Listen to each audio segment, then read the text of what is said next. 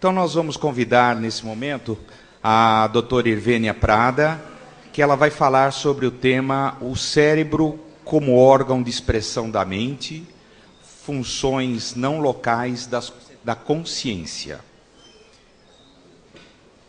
A doutora Irvênia, ela é médica veterinária, professora titular emérita pela Faculdade de Medicina Veterinária da USP, trabalha há mais de 20 anos na divulgação da doutrina espírita e ainda nos brinda como autora dos livros A Alma dos Animais e A Questão Espiritual dos Animais.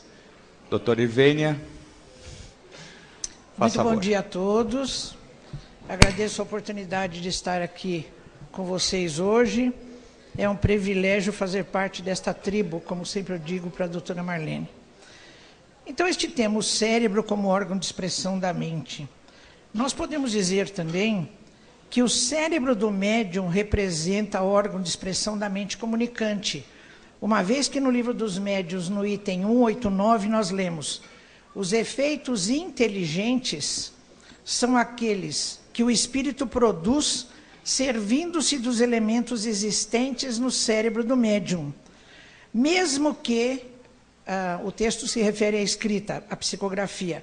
Mesmo que a escrita seja completamente mecânica, o cérebro do médium tem sempre um papel ativo. Portanto, podemos estender essa expressão, o cérebro como órgão de expressão da mente, também à circunstância de que o cérebro do médium possa servir de órgão de expressão da mente do espírito comunicante.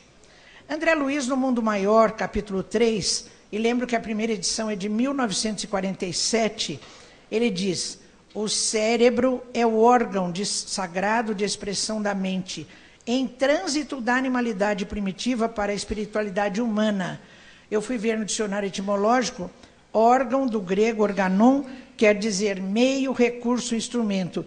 Portanto, André Luiz está dizendo que o cérebro é o meio, é o recurso, o instrumento de manifestação da mente em trânsito da animalidade primitiva para a espiritualidade humana.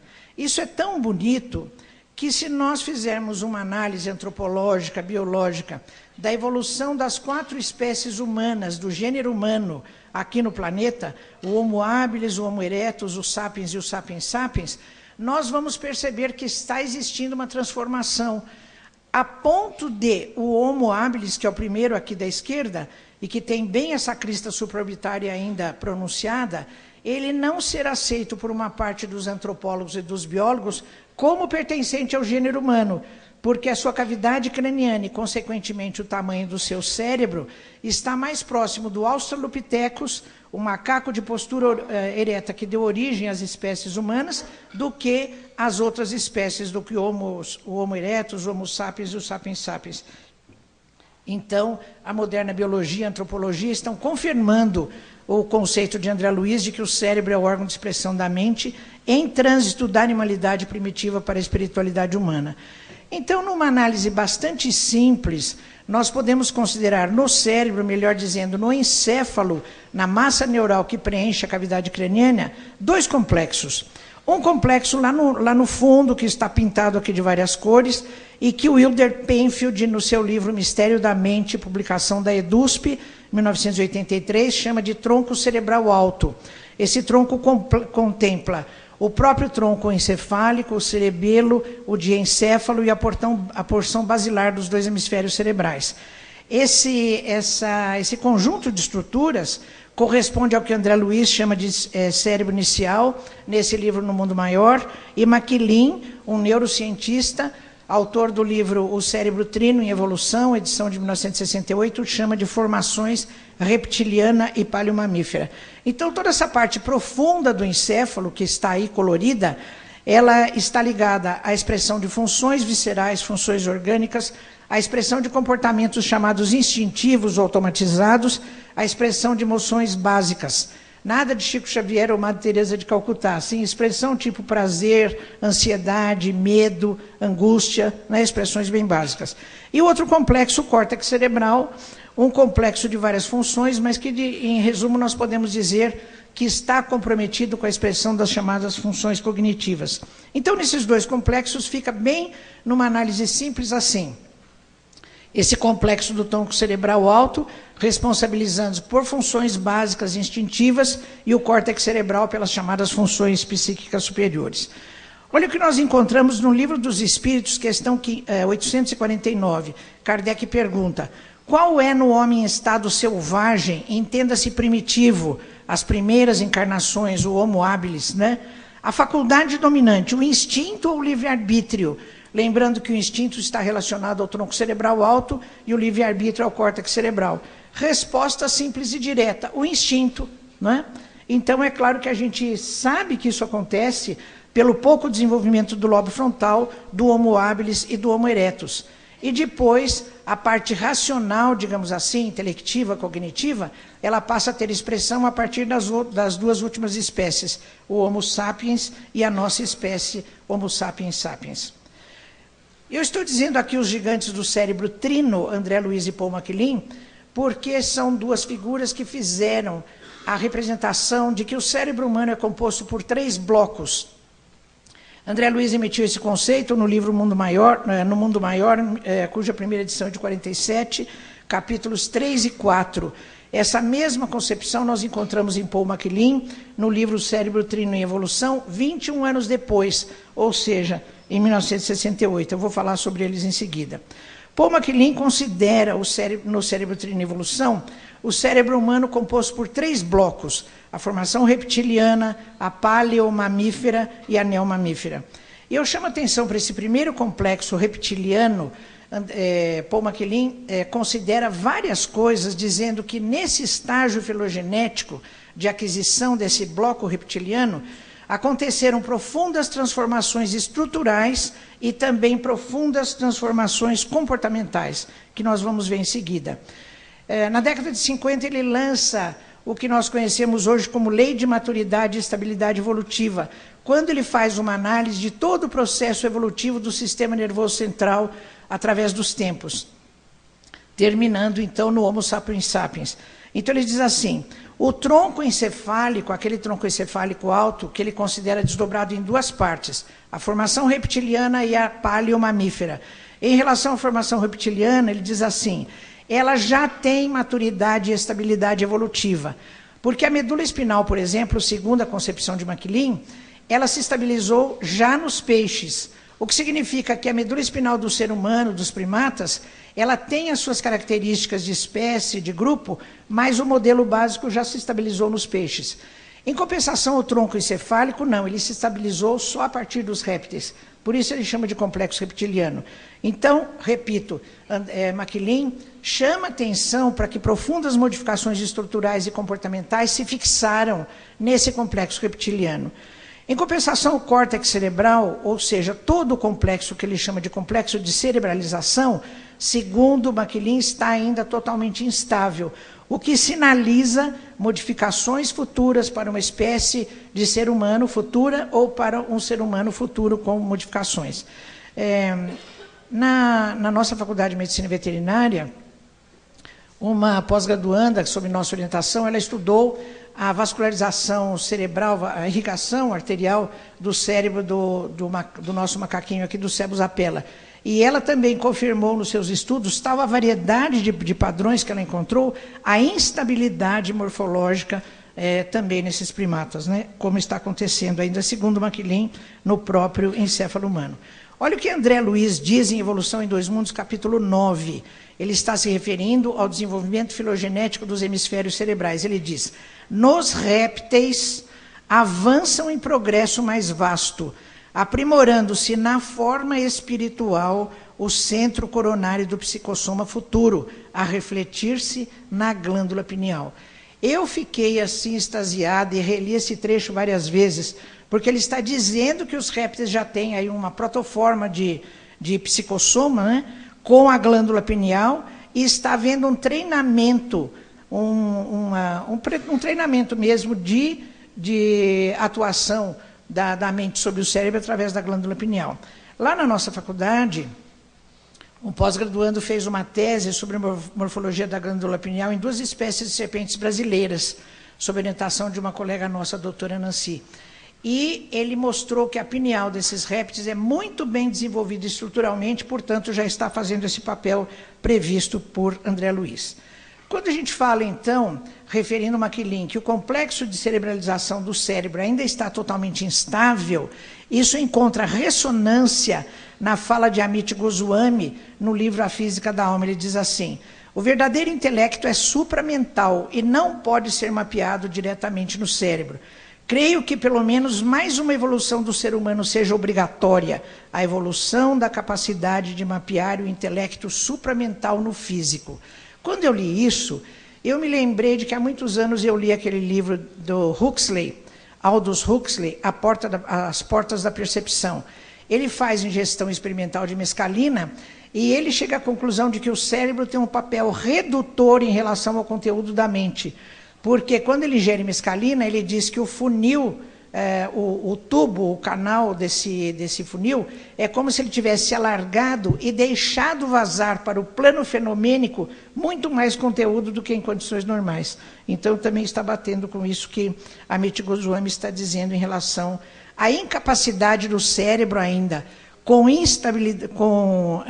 imaturidade e instabilidade evolutiva, de servir de instrumento ainda ao verdadeiro intelecto, que na fala de Goswami é supramental. Olha o que Carl Sagan diz em Os Dragões do Éden. Eu lembro que, além de astrofísico, ele era biólogo, então a fala dele é como biólogo, né? Ele diz: quanto do nosso comportamento ainda é reptiliano, lembrando a assertiva que Maquelin faz em relação ao complexo reptiliano. Ele diz assim: nós sempre dizemos assassinatos a sangue frio, não é? Não assim conduzidos pela razão, mas por aquele impulso que rege o nosso porão da individualidade, como diz André Luiz. Assumir a fera era o conselho que Maquiavel recomendava na sua obra O Príncipe. Na cultura de toda a humanidade existem mitos e lendas relacionados ao comportamento de répteis. São Jorge o dragão, Adão e Eva com a serpente e muitos outros, né? E do complexo reptiliano, evolutivamente, nós herdamos o conceito de hoje que temos hoje de lar e família. Herdou do ninho, porque foram os répteis que inventaram o ninho. Eles inventaram a fecundação interna, inventaram colocar os ovos não na água, mas fora da água, então teve que ter uma casca para proteger da desidratação. Reduziu-se o número dos filhotes e ficou num ninho redondinho. E a primeira vez também que aconteceu de alguém ter que cuidar de outro alguém. Então, não só o lar, a família resultaram do ninho, como os cuidados parentais do pai e da mãe resultaram no que hoje nós chamamos de altruísmo. Então, também nos répteis, embora esse comportamento tenha se insinuado já em alguns peixes e anfíbios, ele se estabilizou a partir dos répteis. Então, o cuidar apareceu aí e depois nós revertemos isso no chamado altruísmo. Mas cuidado! O altruísmo reptiliano é egocentrado. A fêmea cuida do seu ninho, da sua cria, defende dos predadores, e nós ainda, quantos de nós ainda estamos nesse estágio de altruísmo reptiliano? Comunicação também audiovocal. Os répteis têm, assim como muitas espécies de aves, comunicação com o filhote ainda dentro do ovo, numa determinada frequência. Eu não sei se vocês viram esses programas de televisão, aquela multidão de pinguins na Antártida. Então, o casal é monogâmico, sai para pescar, e quando eles voltam, o filhotinho está emitindo um som, e ele, pela frequência desse som, ele identifica quem é o filho deles e vai lá levar o alimento, né? Então, a minha grande amiga Gladys Oliveira, hoje presidente, foi reeleita presidente da Federação Espírita do Rio Grande do Sul, ela trabalha como pedagoga nessa tentativa de se conversar com a criança dentro do ventre materno, contar-lhe histórias, E ela conta, assim, que foi feita uma experiência, contando-se histórias para bebezinho dentro do ventre materno a partir do 6º mês, e para outro grupo, não, o grupo testemunha. Depois do bebezinho nascido, puseram em todos eles uma chupetinha com sensor e contaram a mesma história. Nos bebezinhos que já tinham ouvido a história dentro do ventre materno, então eles chupavam a chupetinha com uma frequência muito maior, especialmente nos momentos mais dramáticos da história, provando então que o psiquismo fetal já está absolutamente atuante nessa fase, né? Reconhecer a voz do pai, da mãe, da avó, né, que sou eu e converso com meus netinhos, já entra uterinamente. Aliás, eu estou grávida do meu 9º neto, que vai nascer em janeiro, em dezembro. Vai ser outra menina, porque lá em casa é um matriarcado sem contestação, né? Já é o 9º neto, 6 netas e 3 netos. E eu tive 4 filhas, então lá as mulheres é que mandam no pedaço. E também essa coisa do redondo, né? O ninho é redondo, o ovo é redondo, o seio da mãe é redondo, o útero é redondo. Essa ideia do redondo, a simbologia do redondo, a gente interpreta assim, tudo que é redondinho, seja côncavo, seja convexo, ele está ligado à expressão de afeto, né? O abraço acolhedor, o seio que amamenta, então tudo isso é o afeto. Diferentemente da forma em ponta, né? Dos caninos, das garras. Então essa simbologia também nós herdamos a partir dos répteis. Então esse nosso estágio reptiliano do cérebro, ele emite o tempo todo um pulso que está dizendo assim, se alguém não cuidar de mim, eu não vou sobreviver. Por isso é que nós somos tão carentes e queremos sempre o afeto das pessoas que nos cercam, né? É meio por aí. E André Luiz, no Mundo Maior, capítulos 3 e 4, ele faz, então, a simbologia de que a nossa casa mental tem 3 andares, cada andar interagindo com uma parte do nosso cérebro. O cérebro inicial, que eu já disse, corresponde ao que Penfield chama de tronco cerebral alto, é lugar de instintos, automatismos. O córtex motor, relacionado à expressão de atos de vontade, aquisições intelectuais, postura moral, porque é através disso, do nosso conhecimento, que nós podemos escolher. E ele destaca a importância do lobo frontal, como sendo o intermediador das nossas conquistas mentais, de ideais e metas, e de busca da nossa própria transcendência. Eu me lembrei, quando eu estava estudando esses 2 capítulos de André Luiz, eu tive uma colega de turma lá na veterinária, a Mikiko, japonesa. Então, durante todo o curso, ela transmitiu várias coisas da cultura japonesa para nós. E eu gosto muito de fazer arranjo de flores, então ela me disse, Irvine, Ikebana é assim, tem 3 níveis. O nível mais baixo significa a terra, o nível do meio a natureza humana e o nível de cima o céu. Então, quando você montar o seu Ikebana, você se lembre disso. Eu falei, meu Deus, mas olha, Ikebana tem tudo a ver com o arranjo, o trino do cérebro, né? Porque a parte básica do tronco, ela diz respeito às funções vitais, às funções orgânicas, é o ser físico. A área motora, André Luiz chama de ser moral, é o ser que tem o conhecimento que pode escolher assim o assado. E, finalmente, o lobo frontal, que André Luiz destaca como sendo o instrumento da busca da nossa transcendência, a busca do céu, né? Então, olha aí essa coisa. Então, André Luiz destaca a importância do lobo frontal, associação de ideias, aprendizado, julgamento, decisões, enfim, o transdutor das chamadas funções psíquicas superiores. Então, estudando tudo isso, a doutora Marlene me disse, Vênia, veja essa coisa quântica do cérebro-mente. Ah, meu Deus, eu fui lá para estudar. E aí eu fiquei tão preocupada, estudei, li Amit Goswami, uma porção de coisas, e aí, para tirar o novice fora, eu liguei para um irmão de um dos meus genros, que é físico teórico, ele é astrofísico. Eu disse, Alex, olha, eu li as coisas, você pode fazer um bate-bola comigo para ver se o que eu entendi disso está correto? E aí conversamos bastante, então o que eu estou trazendo aqui para vocês é uma leitura simplista de quem não era da área da física, mas estou entendendo que a coisa funciona assim, né? Então, Amit Goswami, Universo Autoconsciente, capítulo 8, ele diz que o complexo cérebro-mente é de natureza quântica. Então, no meu entendimento, isso é o quê? E como funciona? As partículas subatômicas, que o Sérgio falou ontem, não funcionam segundo as leis que regem o macrocosmos. Então, o Alex disse para mim, olha, se vier um indivíduo correndo com uma moto e quiser atravessar a parede, o que acontece? Ele vai bater na parede e vai cair. Todos esses fatos, a aceleração da velocidade, o impacto com a parede, a queda no solo, vão ser explicados pela mecânica newtoniana, pela mecânica clássica. Entretanto, as partículas subatômicas o tempo todo fazem isso. Elas atravessam obstáculos e elas são inquietas, elas não ficam no mesmo lugar o tempo todo.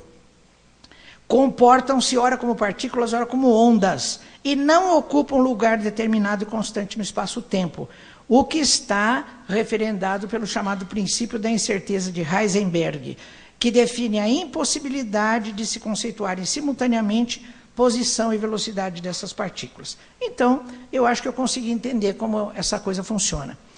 Eu fui buscar na obra espírita e encontrei o seguinte. No livro dos Espíritos, questão 22, nós lemos assim: a matéria existe em estados que não conheceis.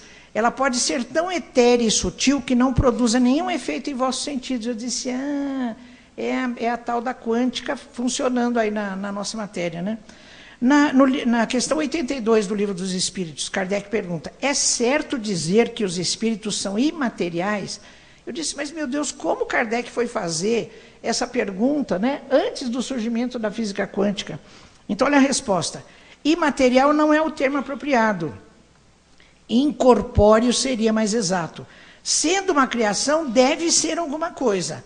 É uma matéria quintessenciada para a qual não dispondes de analogia e tão eterizada que não pode ser percebida pelos vossos sentidos. Falei, viu?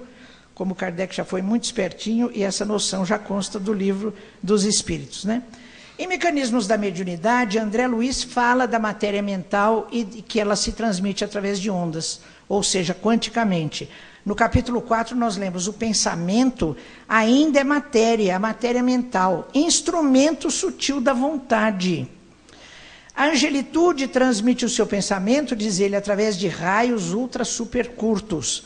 Deve ser uma espécie de onda assim mais refinada, né? A mente humana transmite o seu pensamento em ondas longas, curtas e médias. De modo geral, no nosso cotidiano, em ondas longas. Quando nós temos momentos de muita expressão afetiva, em ondas médias. E ondas curtas, muitos de nós, a maior parte de nós, vivemos a encarnação toda sem vibrar uma vez em ondas curtas. Porque são, assim, ondas de extrema sutileza, né? Então, num assunto que me interessa, diz ele, os animais transmitem o seu pensamento em ondas fragmentárias. Então, aí está André Luiz dizendo que o pensamento é feito dessa matéria de partículas subatômicas que se comporta como ondas, né? Expressando-se através dessas formas que eu acabei de citar para vocês. André Luiz, ainda em Mecanismos da Mediunidade, capítulo 9, ele diz, as células do cérebro funcionam como verdadeiras usinas microscópicas, em que a matéria mental é manipulada e expressa. E no Mundo Maior, capítulo 4, ele complementa, a mente é orientadora desse universo microscópico, né, referindo-se à estrutura mental. Então, quando eu comecei a pensar, meu Deus, como é que a mente, o espírito, enfim, se comunica com o cérebro e em que parte? Olha o que André Luiz diz em Evolução em Dois Mundos, primeira edição de 1958, capítulo 13. Ele diz assim, o centro coronário, aquele mais alto, né, que a filosofia oriental chama de lótus de 1000 pétalas, ele possui no tálamo, essa região que eu marquei aqui com um círculo, vasto sistema de governança do espírito. O tálamo, também chamado de tálamo encéfalo, é uma região também chamada de diencéfalo, que contempla o tálamo dorsal, o hipotálamo, o epitálamo de está pineal, o metatálamo e o subtálamo, não é? O complexo talâmico. Então, segundo André Luiz, o espírito exerce a sua governança na matéria através da região talâmica. Entre a Terra e o Céu, capítulo 20, ele diz assim, também que na região talâmica, no tálamo se assenta a ligação com a mente fulgurante, sede da consciência. Então, André Luiz está nos dizendo, ou pelo menos sugerindo, que a ligação da consciência com o complexo cerebral se faz no nível baixo, no chamado tronco cerebral alto. Então, eu vou contrapor esse dado de André Luiz com o que eu encontrei na neurociência. O Wilder Penfield, um dos maiores neurocientistas do pós-guerra, estudou soldados com traumatismo crânioencefálico. Nesse livro Mistério da Mente, ele diz assim, o indispensável substrato da consciência localiza-se fora do córtex cerebral, provavelmente no diencéfalo, ou seja, no complexo talâmico, né, o tronco cerebral alto, porta de entrada e saída da mente. No capítulo 12 ele diz, essa região tem uma energia diferente daquela dos potenciais neuronais que percorrem os caminhos axonais. Olha aí, Sérgio, um campo para estudar, né, que é uma coisa fantástica. Eu não sei, eu não tenho conhecimento de como ele chegou a essa conclusão, mas ele está dizendo que a energia dessa região é diferente daquela dos potenciais neuronais que percorrem os caminhos axonais. Aí ele diz, ligações do tronco cerebral alto são necessárias com o neocórtex terciário, que é da área pré-frontal e da região temporal, para a exteriorização comportamental dos conteúdos da mente. Foi isso que a Associação Médica Espírita falou lá no Supremo Tribunal Federal, querendo mostrar para os ministros que a consciência se estabelece a sua ligação com essa região baixa que o anencéfalo tem. Não é? O que ele não tem são algumas partes do córtex cerebral, mas eles acho que não acreditaram, né, na gente. Então, eles vão ser responsáveis pelos seus atos, com certeza, infelizmente. Então, falando da glândula pineal ou epífise, que é parte da região talâmica, é a região epitalâmica, e Descartes já disse no século XVII que é a sede da alma, né? Certamente por inspiração.